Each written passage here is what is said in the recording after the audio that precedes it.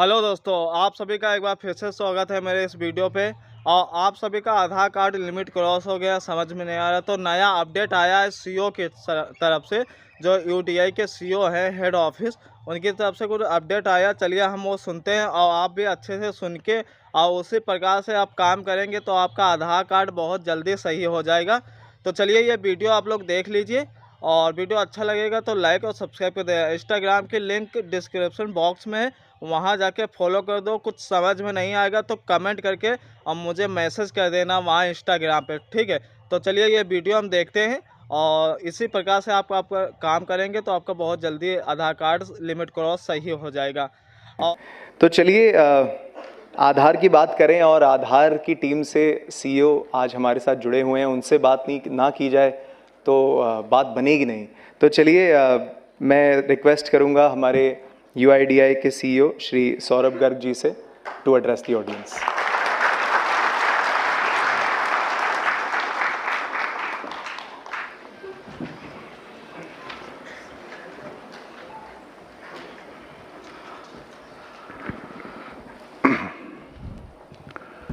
नमस्कार, सुप्रभात।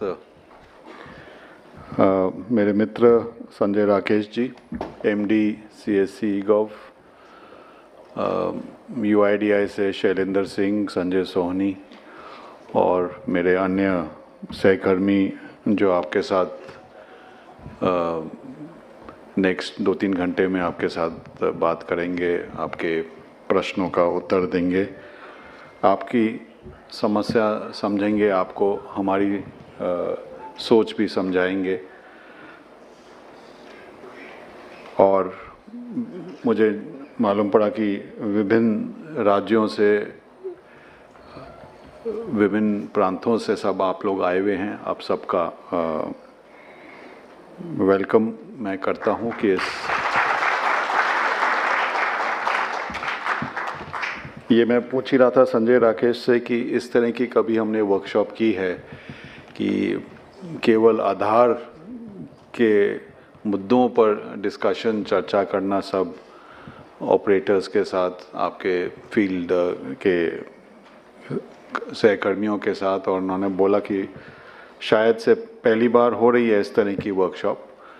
आपकी जो कार्य करते हैं उसके बारे में तो डिटेल में होती रहती हैं आपकी कार्यशाला। तो मुझे बहुत खुशी लग रहा है कि इस तरह की वर्कशॉप आज की जा रही है और निश्चय फ्यूचर में भी स्टेट लेवल पे या नेशनल लेवल पे इस तरह की भागीदारी के साथ हम आगे बढ़ते हुए निश्चय और अच्छा काम करेंगे, आप भी और हम भी आपके साथ। जैसे संजय जी ने बोला, सीएससी जो कॉमन सिटीजन या सिटीजन सर्विस सेंटर्स है, कॉमन सर्विस सेंटर्स हैं, ये अब शायद उस स्तर तक पहुंच गए हैं कि शायद हर पंचायत में ही नहीं, हर गांव तक पहुंच गए हैं। और जो हम डिजिटल इंडिया की जब बात करते हैं तो शायद उसकी बुनियाद ये सीएससीज ही हैं कि इन्हीं के कारण जो हम बोलते हैं कि भारत इतने आगे जा पाया है डिजिटाइजेशन में, इतना अच्छा काम कर पा रहा है कि लोगों तक डिलीवरी ऑफ सर्विसेज हो पा रही है। उसमें आप लोगों का बहुत बड़ा और महत्वपूर्ण रिस्पॉन्सिबिलिटी है। तो उसके लिए मैं आप सबको धन्यवाद देना को चाहूँगा, आपको कॉन्ग्रेचुलेट करना चाहूँगा, बिकॉज आप लोग हैं ग्राउंड पे, इसीलिए अलग अलग सोच भी हम कर सकते हैं पॉलिसी लेवल पे कि क्या क्या कार्य आपके जरिए डिलीवरी हो सकती है। इनफैक्ट आपको खुशी होगी कि डिजिटल इंडिया का एक जो लक्ष्य है कि जो भी सरकारी सेवा डिजिटल माध्यम से दी जा सकती है उसे डिफ़ॉल्ट मोड में वो देना चाहिए।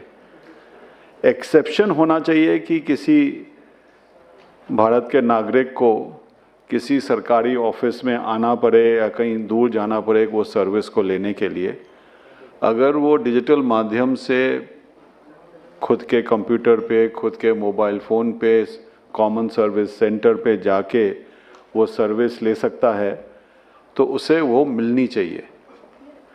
और ये आश्वासन जो सरकार दे पाती है वो आश्वासन आप लोगों का जो सर्विस सेंटर्स हैं उसकी वजह से, जो कनेक्टिविटी इम्प्रूव हुई है उसकी वजह से, जो मोबाइल का पेनिट्रेशन हुआ है उसकी वजह से हम ये दे पा रहे हैं। और जो विज़न है, जो हम बोलते हैं ईज़ ऑफ लिविंग, कि किस तरह हर नागरिक को सुविधा के साथ जीने का आसार बन सके, ईज़ ऑफ लिविंग जो विज़न है, उस ईज़ ऑफ लिविंग का विज़न बहुत महत्वपूर्ण पार्ट CSC है, आधार है और डिजिटल इंडिया के जो विभिन्न प्रकार के कार्यक्रम हैं, UPI पेमेंट है, ई-साइन है, उमंग है, डिजी लॉकर है, इस तरह के बहुत सारे जो एप्लीकेशंस हम इंडिया स्टैक जो बोलते हैं, वो इंडिया स्टैक आप लोग ही ज़मीन तक सब लोगों तक पहुंचाते हैं और माध्यम के संग भी।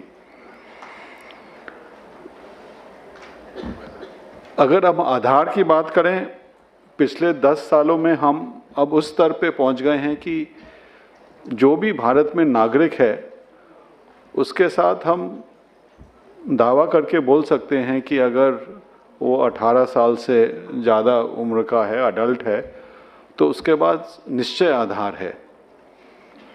0 to 5 years जो है ऑब्वियसली उसमें आधार का देने का सिलसिला चलता रहता है और वो चलता रहेगा, क्योंकि हर साल करीब 2.5 करोड़ बर्थ्स होते हैं, नए बॉर्न शिशु आते हैं हमारे देश में, तो वो तो चलता रहेगा प्रयास। लेकिन हम उस स्तर पे पहुंच गए हैं कि 100% अडल्ट्स के पास आधार है। और इसी कारण जो मैंने बोला कि 1100 स्कीम्स हैं गवर्नमेंट की जो आधार को बुनियाद बनाती हैं, वो आधार को लेके ही आगे चलती हैं। और यही बुनियाद बना के हम जो ईज़ ऑफ लिविंग का है कि डिजिटल सर्विस ऑफ डिलीवरी होना चाहिए, वो बुनियाद है।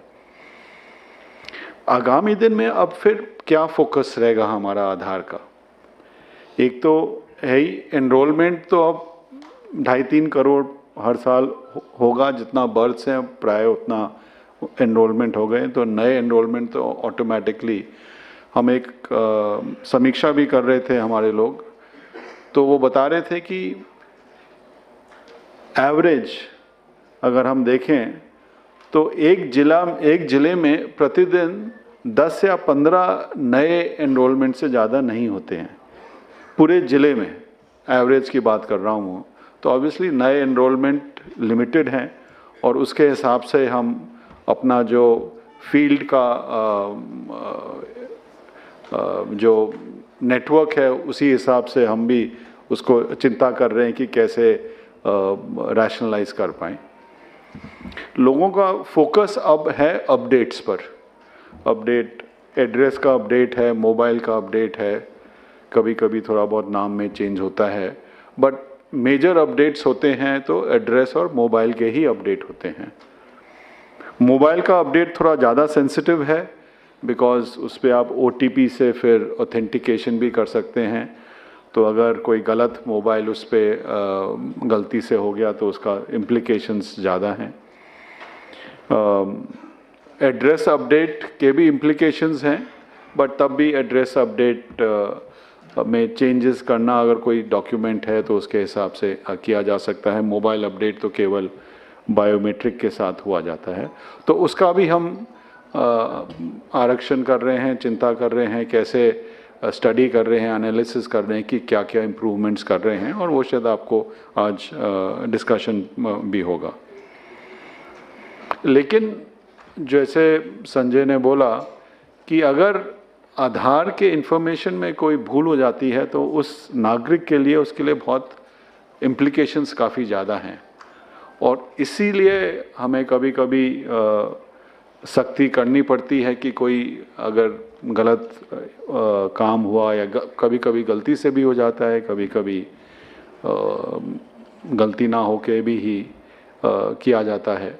तो दोनों को देख के ही हमें आगे बढ़ना है, लेकिन ऑब्जेक्टिव वही है कि नागरिक को जो सर्विस मिले वो अच्छी सर्विस मिले, टाइम पर मिले, क्वालिटी मिले, कर्टियस मिले, कोई रूड बिहेवियर ना हो। और प्राय आप सब लोग ने बहुत अच्छी तरह काम कर रहे हैं और मैं ये आशा करता हूँ करते भी रहेंगे। जैसे मैंने बोला कि अगले 5 या 7 वर्ष में क्या क्या अपॉर्चुनिटीज़ आएंगी जो आप देख सकते हैं कि आपके लिए CSCs के लिए ग्रोथ की अपॉर्चुनिटीज़ होंगी। अभी हम जो ऑथेंटिकेशंस कर रहे हैं करीब 7 करोड़ रोज के ऑथेंटिकेशंस हैं। ऑथेंटिकेशन मतलब जो OTP से या बायोमेट्रिक से, फिंगरप्रिंट या आइरिस से करते हैं। जैसे आप जानते हैं राशन की दुकान में कोई जाता है तो वहाँ पे उसे अंगूठा देना पड़ता है और फिर राशन विड्रॉ करता है। कोई बैंकिंग कॉरेस्पॉन्डेंट है आप में से काफ़ी लोग, आप जानते हैं कि कोई अपना बैंक से कोई पैसा डिपॉजिट करना चाहता है, विड्रॉ करना चाहता है तो उसे ऑथेंटिकेट करना पड़ता है, फिंगरप्रिंट से करना होता है। तो इस तरह के ट्रांजैक्शंस जो हैं, इस तरह के जो प्रोसेस है, प्रतिदिन करीब 7 करोड़ रोज हो रहे हैं। कुछ 1-2 साल पहले ये केवल 4-4.5 करोड़ था, हर साल बढ़ोतरी हो रही है। कुछ दिनों पे तो 8 करोड़ तक भी पहुंच गया है और हमारी यही आशा, यही एक्सपेक्टेशन है कि अगले 1-2 साल में ये 10 करोड़, 15 करोड़, 20 करोड़ प्रतिदिन होगा। जिस हिसाब से स्कीम्स, जो गवर्नमेंट की स्कीम्स हैं, उनको आधार में अंतर्भुक्त किया जा रहा है और जिस हिसाब से हम बोल रहे हैं कि जब आधार का इस्तेमाल करें उसको ऑथेंटिकेट या वेरीफाई ज़रूर करें, नहीं तो कभी कभी लोग बाग फ़ोटोशॉप कर देते हैं कि अपनी फ़ोटो लगा दी किसी के आधार पे और फिर चलाने की कोशिश की। तो वो ऑथेंटिकेशन बहुत ज़रूरी है। जिनके पास ऑथेंटिकेशन का माध्यम नहीं है वो वेरीफाई कर सकते हैं। वो जो QR कोड है, आप सबको मैं ये बताना भी चाहूँगा और आपसे अनुरोध भी करूँगा कि जब भी आप किसी नागरिक से आधार के बारे में कोई चर्चा करते हैं तो आधार को वेरीफाई करना बहुत सरल है। आप तो जानते ही हैं हर आधार कार्ड में, PVC कार्ड में एक QR कोड होता है। वो QR कोड आप गूगल प्ले स्टोर से, हमारा एनक्रिप्टेड QR कोड रीडर है, M आधार है, जो M मोबाइल आधार है, उस ऐप में भी है। आप उस QR कोड को पढ़ सकते हैं कि वाकई में वो जो आधार नंबर दिखा रहे हैं वो किसके नाम पे और क्या फ़ोटोग्राफ है। अगर किसी ने वो नाम में अंतर कर दिया है, कोई और नाम टाइप करके फ़ोटोकॉपी दिखा रहे हैं या फ़ोटो चेंज कर दी है, बहुत सरल तरीका है ये जानने को कि इसमें कोई टैम्परिंग तो नहीं हुई। हमारा यही प्रयास है, हम इसको पब्लिसाइज कर रहे हैं कि लोग बाग जब भी कोई आधार का दिखाते हैं तो उसको फेस वैल्यू पे ना लेके उसको वेरिफिकेशन ज़रूर करें। और इनफैक्ट जब आधार शुरू हुआ था 10 साल पहले, मालूम नहीं कुछ लोग आप उसमें अंतर्भुक्त होंगे, आधार पहले ये सोच नहीं थी कि आधार को कोई कार्ड दिया जाएगा। वो लोगों का था कि जब तक कोई पेपर का कार्ड ना मिले उन्हें वो नहीं होता कि हमारे पास कोई आइडेंटिटी है। आधार का जो मैं बोलूँगा यूनिकनेस है, स्ट्रेंथ है, वो यही है कि आप उसे वेरीफाई कर सकते हैं कहीं भी, कैसे भी। अगर आपके पास कहीं कंप्यूटर है, कनेक्टिविटी है तो उससे, नहीं तो हमारे पोर्टल पे जाके आधार नंबर आप टाइप करेंगे, वो मालूम पड़ जाएगा कि ये कोई 12 डिजिट का नंबर है या वाकई में आधार इशू हुआ है इस नंबर के अगेंस्ट। तो अगर किसी ने ऐसे ही कोई 12 रैंडम डिजिट्स आपको दे दिए, वो भी आप चेक कर सकते हैं। तो आधार का वेरिफिकेशन हो सकता है, यही इसकी स्ट्रेंथ है और यही कारण है कि इतने अनुष्ठान इसको लेने के लिए भी तैयार रहते हैं। लेकिन कभी कभी वो वेरिफिकेशन हम इतना नहीं करते, इसीलिए ये प्रॉब्लम्स बीच बीच में हमें नॉलेज में आती हैं। तो जो मैं यूज़ केसेस की बात कर रहा था कि 7 करोड़ प्रतिदिन है और ये बढ़ेगा। एक तो आप जानते ही हैं जो आधार इनेबल पेमेंट सिस्टम्स है, बैंकिंग कॉरेस्पॉन्डेंस करते हैं।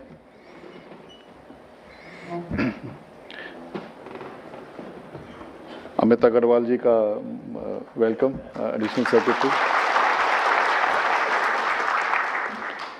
तो एक तो यूसेज जो है आधार इनेबल पेमेंट सिस्टम्स है, एक जो अब तक इतना यूज़ नहीं हुआ है और फ्यूचर में होगा, और वो है ई साइन।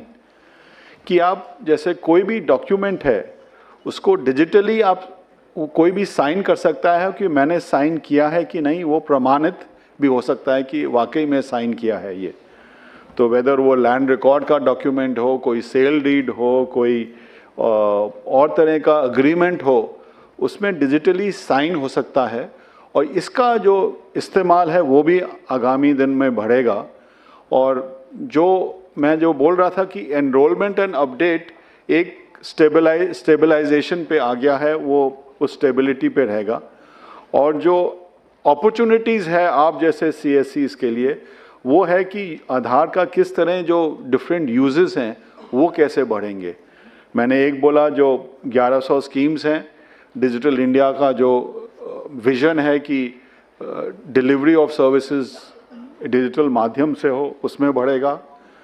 बैंकिंग कॉरेस्पॉन्डेंस का तो आप जानते ही हैं, फाइनेंशियल सिस्टम में आधार का यूसेज फॉर ऑन बोर्डिंग जो EKYC बोलते हैं उसके लिए बहुत है, तो उसमें यूसेज है। ई साइन है जिसका अभी इतना प्रचलन नहीं हुआ है, वो है। और इस तरह के यूज़ केसेस डिफरेंट सेक्टर्स में वो निरीक्षण कर रहे हैं, एनालिसिस कर रहे हैं कि क्या क्या कर सकते हैं कि जहाँ पर भी कोई वेरिफिकेशन दरकार चाहिए, इससे कोई सिस्टम सरल सिस्टम नहीं है, तो द ग्रोथ विल कंटिन्यू।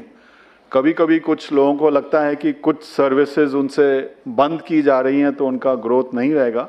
मैं यही बताना चाह रहा हूँ कि हो सकता है कुछ सर्विसेज का रिडक्शन हो, उसमें और सर्विसेज का ग्रोथ भी होगा।